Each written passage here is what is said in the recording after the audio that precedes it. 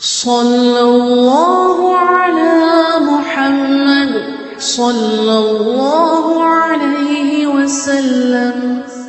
സല്ലല്ലാഹു അലാ മുഹമ്മദ് സല്ലല്ലാഹു അലൈഹി വസല്ലം. അപ്പൊ പെണ്ണാണ് എന്നതിന്റെ പേരിൽ അല്ലാഹുവിന്റെ പരിശുദ്ധമായ ദീനുൽ ഇസ്ലാം അവർക്ക് ഒരു കുറവും വരുത്തിയിട്ടില്ല. അപ്പൊ ചില ആളുകൾക്ക് തോന്നും, പുരുഷനും ആണും ഇടകലരാൻ പാടില്ല എന്ന് പറഞ്ഞിട്ടുണ്ടല്ലോ. പുരുഷനും ആണും അതേ പെണ്ണും കലരാൻ പാടില്ല എന്ന് ഇസ്ലാം പറഞ്ഞിട്ടുണ്ട്. അന്യ പുരുഷനെ നോക്കാൻ പാടില്ല, അന്യ പുരുഷൻ പെണ്ണിനെയും നോക്കാൻ പാടില്ല. ഒരു ഭാഗം മാത്രല്ല, രണ്ട് ഭാഗവും ഇസ്ലാം പറഞ്ഞിട്ടുണ്ട്. അന്യ പെണ്ണിലേക്ക് പുരുഷൻ നോക്കാൻ നിർവാഹമില്ല. അന്യ പുരുഷന് പെണ്ണിലേക്കോ അന്യ പെണ്ണിന് അന്യ പുരുഷനിലേക്കോ തിരിച്ചു നോക്കാൻ നിർവാഹമില്ല. ഖുർആൻ വളരെ വ്യക്തമായി പറഞ്ഞിട്ടുണ്ട്. അവരുടെ കണ്ണുകൾ രണ്ടാളുകളും പുരുഷനാണ് പെണ്ണിനെ കാണുന്നതെങ്കിൽ പുരുഷൻ കണ്ണിനായി തീരട്ടെ, ആണാണെങ്കിൽ ആണ് പെണ്ണിനെ കാണുമ്പോൾ അവന്റെ കണ്ണിനെ തായി തീരട്ടെ. എന്തുകൊണ്ടാണ് കാണാൻ പാടില്ല എന്ന് പറഞ്ഞത്? അവരുടെ ചാരിത്ര ശുദ്ധിയുടെ നിലനിൽപ്പിന് വേണ്ടിയാണ്. ഒരിക്കലും ഒരു മൃഗത്തെ പോലെ മനുഷ്യനാകാൻ നിർവാഹമില്ല. അതെങ്ങനെ മുസ്ലിയാരെ കാണുമ്പോഴേക്ക് മൃഗത്തെ പോലെ ആകല്? അല്ലാഹുവിന്റെ ഖുർആൻ എത്ര വ്യക്തമായിട്ടാണ് പറഞ്ഞത്, വലാ തഖറബുസ്സിന, നിങ്ങൾ വ്യഭിചാരത്തോട് അടുക്കാൻ തന്നെ പാടില്ല, നിങ്ങൾ വ്യഭിചരിക്കരുത് എന്നല്ല ഖുർആൻ പറഞ്ഞത്. നിങ്ങൾ സിനയിലേക്ക് അടുക്കാൻ തന്നെ പാടില്ല എന്നാണ് ഖുർആനിന്റെ പ്രയോഗം.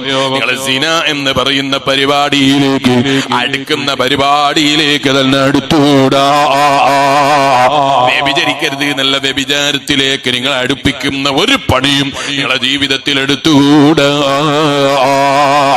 അല്ലാഹുവിന്റെ ഖുർആൻ വല്ലാത്തൊരു ലോകത്താ നമ്മൾ ജീവിച്ചു കൊണ്ടിരിക്കുന്നത്.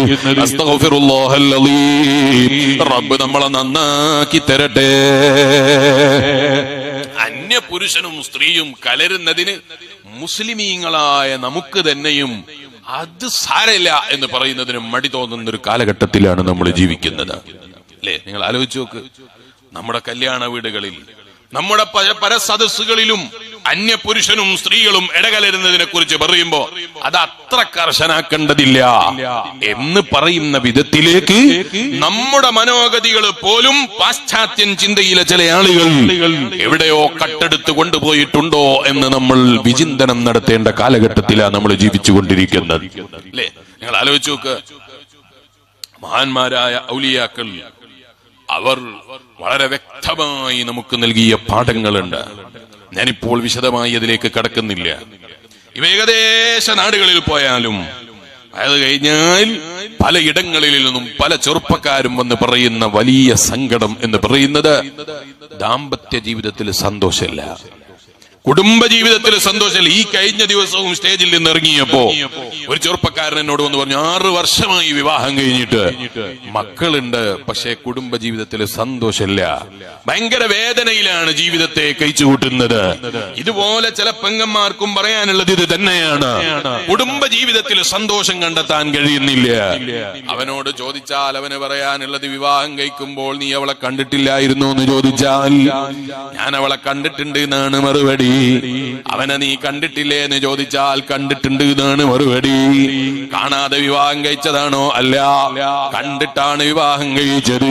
കണ്ടിട്ട് ഇഷ്ടപ്പെടാതെയാണോ വിവാഹം കഴിച്ചത്? അല്ല, ഇഷ്ടപ്പെട്ടിട്ട് മനസ്സിൽ താലോലിച്ച് എത്രയോ ദിവസം കാത്തുനിന്ന് നിക്കാഹിന്റെ ദിവസം വരെ പൊറുതി പിടിച്ചിങ്ങനെ കാത്തു നിന്നിട്ട് കിട്ടിയതാണ്. പക്ഷേ 2 വർഷം കഴിഞ്ഞപ്പോഴേക്ക് ഭാര്യയുമായി മനസ്സുകൊണ്ട് അകന്നുപോയി, ഭർത്താവുമായി അകന്നുപോയി. പല ബന്ധങ്ങളും തകർന്നു പോകുന്നതിന്റെ കാരണത്തെക്കുറിച്ച് ഓ പെങ്ങന്മാരെ, ഉപ്പമാരെ, ചെറുപ്പക്കാരെ നമ്മൾ ചിന്തിച്ചിട്ടുണ്ടോ? പല ബന്ധങ്ങളും മുറിഞ്ഞു പോകുന്നതിന്റെ കാരണം എന്താണ്? മഹാന്മാരായ ഇമാമിങ്ങൾ പറയുന്നത് കാണാം, അള്ളാന്റെ ഖുർആൻ പുരുഷനോട് പെണ്ണിനോട് വളരെ വ്യക്തമായി പറഞ്ഞതാണ്, അന്യ പെണ്ണിനെ കണ്ടാൽ അവന്റെ കണ്ണ് താഴ്ത്തിയിട്ടോളം. എത്രത്തോളം സ്വന്തം ചേട്ടന്റെ ഭാര്യയാണെങ്കിൽ പോലും, സ്വന്തം അനുജന്റെ ഭാര്യയാണെങ്കിൽ പോലും നിനക്ക് അവനെ നോക്കാൻ നിർവാഹമില്ല. ഭർത്താവിന്റെ ചേട്ടനെ കാണാനോ തൊടാനോ നിർവാഹമില്ല. ഭർത്താവിന്റെ അനുജനെ തൊടാനോ കാണാനോ നിർവാഹമില്ല. ഭർത്താവിന്റെ അനുജൻ എന്ന് പറഞ്ഞാൽ എന്റെ അനുജനെ പോലെ അല്ലേ മുസ്ലിയാരെ? എന്റെ അനുജനെ പോലെയാണ് എന്ന് നിങ്ങൾ മനസ്സിൽ കരുതിക്കോളൂ. പക്ഷെ ഒരിക്കലും നിങ്ങൾക്ക് ശറഈയ നിലക്ക് അവനെ തൊടാൻ നിർവാഹമില്ല. അവനെ ബൈക്കിൽ കയറ്റാൻ നിർവാഹമില്ല.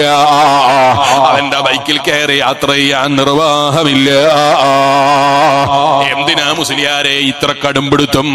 ഇസ്ലാം എന്തിനാണ് ഇത്ര കടുംപിടുത്തം പിടിക്കുന്നത് എന്ന് ചിലപ്പോ തോന്നും.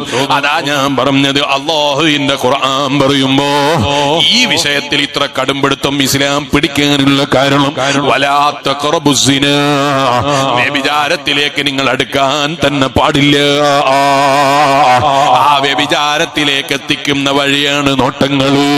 ആ വ്യഭിചാരത്തിലേക്ക് എത്തിക്കുന്ന വഴികളാണ് കേൾവികള്. ആ വ്യഭിചാരത്തിലേക്ക് എത്തിക്കുന്ന വഴികളാണ് ടച്ചിങ്ങുകള്. ആ വ്യഭിചാരത്തിലേക്ക് എത്തിക്കുന്ന മാർഗങ്ങളാണ് അവരുമായുള്ള സീക്രറ്റ് സംഭാഷണങ്ങള്, ആരുമറിയാതെയുള്ള ചാറ്റിങ്ങിലൂടെയുള്ള സംപ്രേഷണങ്ങള്, ചാറ്റിങ്ങിലൂടെയുള്ള കൈമാറ്റങ്ങള്. ഇതൊക്കെയും ഇസ്ലാം വിരോധിച്ചതിന്റെ കാരണം വ്യഭിചാരത്തിലേക്ക് അടുക്കാതിരിക്കാനാണ്. വ്യഭിചാരത്തിലേക്ക് എത്തുന്നത് മനുഷ്യൻ ഇത്തരം അതേ വഴികളിലൂടെയാണ്, കാഴ്ചയിലൂടെയാണ്, കേൾവിയിലൂടെയാണ്. അവരുടെ കാഴ്ചയിലും കേൾവിയിലും അവരുടെ സ്പർശനത്തിനുമുള്ള ആകർഷണത്തിലൂടെയാണ് മനുഷ്യൻ വ്യഭിചാരത്തിന്റെ വഴിയിലേക്ക് എത്തിപ്പോകുന്നത്.